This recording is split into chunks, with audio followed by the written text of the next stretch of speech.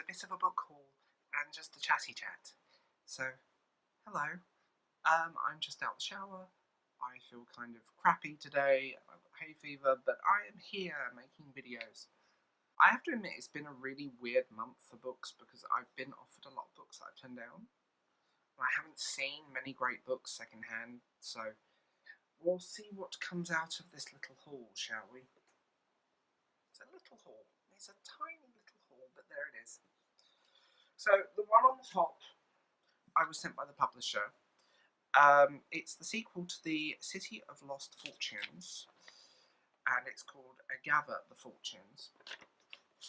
I adored the first book. I picked up the book on the first whim when the publisher sent me the email, and trying to get this in decent light.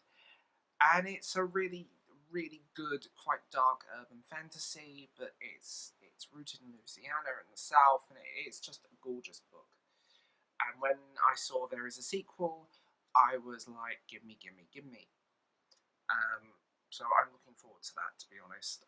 It's a chunkster next to the first book. The first book was quite short. But in terms of books, this is actually quite short. It's only 602 pages, so it's not a particularly long book anyway. But there it is. This was a request from the publisher. This is Wastelands the New Apocalypse. This includes short stories from Veronica Roth and Ken Lee and so on. There is countless writers in this that look, I'm going to put it there, and each story is a different take on the end of the world, which is quite fun. I like apocalyptic fiction, and there's writers I like in this. So this features never before published tales and plus cutting edge reprints.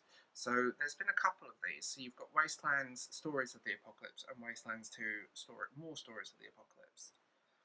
And I like short stories. I always find with short stories that there's going to be something for one person and another person. You're not all going to like the same thing. And that's partly why I like them. Because even if you don't like one, there will always be something in the mix that kind of just works, I suppose. This was in my library sale. This was £1. I'm a massive Margaret Atwood fan, to the point of insanity. I adore her work. And I think, Mad Adam is a book 3 of a trilogy about the end of the world. So a man-made plague has swept the earth, but a small group of the survivors, along with, and so on. It's that story. But Margaret Atwood is a phenomenal writer, and if you don't know her stuff, she wrote The Handmaid's Tale, which is a spectacular read.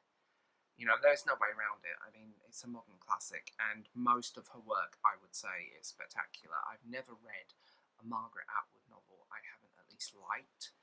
And I never owned this. I got it out of the library a long time ago. So, Margaret Atwood. And I also picked up this. His Dark Materials trilogy by Philip Pullman. I love the His Dark Materials trilogy. This is a bind-up of all the books. Northern Lights, The Subtle Knife, and The Amber Spyglass. I have paperbacks of this little box set that I've wanted to replace for a long time, and I'm not usually a replacer of books. This was second-hand. This was in Age Concern for £1.10p. And yeah, I've always wanted these in one bound volume, because these are actually meant to be considered one novel. So if you ever watch Philip Pullman speak, you should think of the His Dark Materials trilogy as one novel, not 3 separate works interlinking. They tell one story, and I adore his work, and I am excited about the Book of Dust, part 2.